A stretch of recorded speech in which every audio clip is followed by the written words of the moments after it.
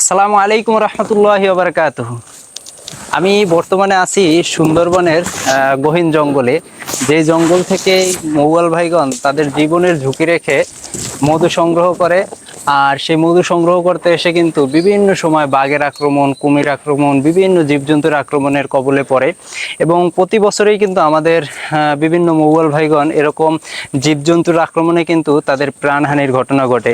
আর এই সুন্দরবনটা আসলে কতটা ভয়ানক, এবং এই জঙ্গলের মধ্যে থেকে হাঁটাটাই আমাদের জন্য অনেক কষ্টকর। আর এই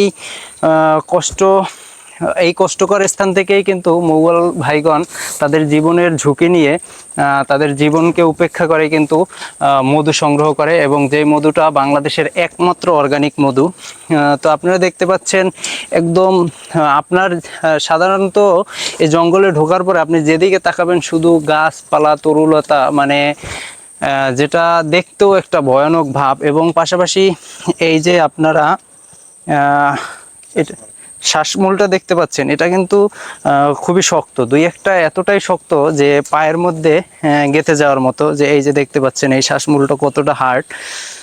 তো এইরকম সবকিছু কিন্তু উপেক্ষা করে আমাদের মৌয়াল ভাইগণ মধু সংগ্রহ করে। বিভিন্ন রকম মাছ শিকারের জন্য তারা এই সুন্দরবনের বিভিন্ন নালার মধ্যে তারা থাকে। তো আমরা যারা সুন্দরবনের মধু গ্রহণ করি তারা জানি এই মধুটা আসলে কতটা সুস্বাদু হয়, পাশাপাশি এটা শরীরের জন্য খুবই উপকারী।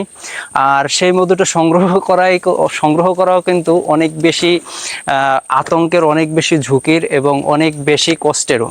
তো যারা আমরা সুন্দরবনের মধু গ্রহণ করি তারা অবশ্যই আল্লাহ তাআলার এই নিয়ামতের শুকরিয়া আদায় করা খুবই জরুরি। আর এখান থেকে মৌয়াল ভাইগণ যে মধু সংগ্রহ করে, আর মৌমাছি বিভিন্ন ফুল থেকে নেকটার সংগ্রহ করে ওই মধুটা উৎপাদন করে। আর মৌমাছি যখন নেকটার সংগ্রহ করে তখন কিন্তু ফুলের পরাগায়ন ঘটে। আর ওই পরাগায়নের ফলেই কিন্তু এখানে যে আমরা যত গাছপালা, তরুলতা দেখতে পাই, যেটা এর মাধ্যমেই সম্পন্ন হয়ে থাকে। তো আপনারা যারা সুন্দরবনে এসেছেন তারা অবশ্যই জানেন যে সুন্দরবনের মধু সংগ্রহ করা কিংবা সুন্দরবনে চলাচল করাটাই কতটা কষ্টকর। এবং যারা আসেননি তারা কিছুটা হলেও কিন্তু এই বন জঙ্গল দেখে এবং এই পরিবেশ দেখে উপভোগ করতে পারবেন ইনশাআল্লাহ। তো আজকে এই পর্যন্তই। আসসালামু আলাইকুম রহমতুল্লাহি ওয়া বারাকাতুহু।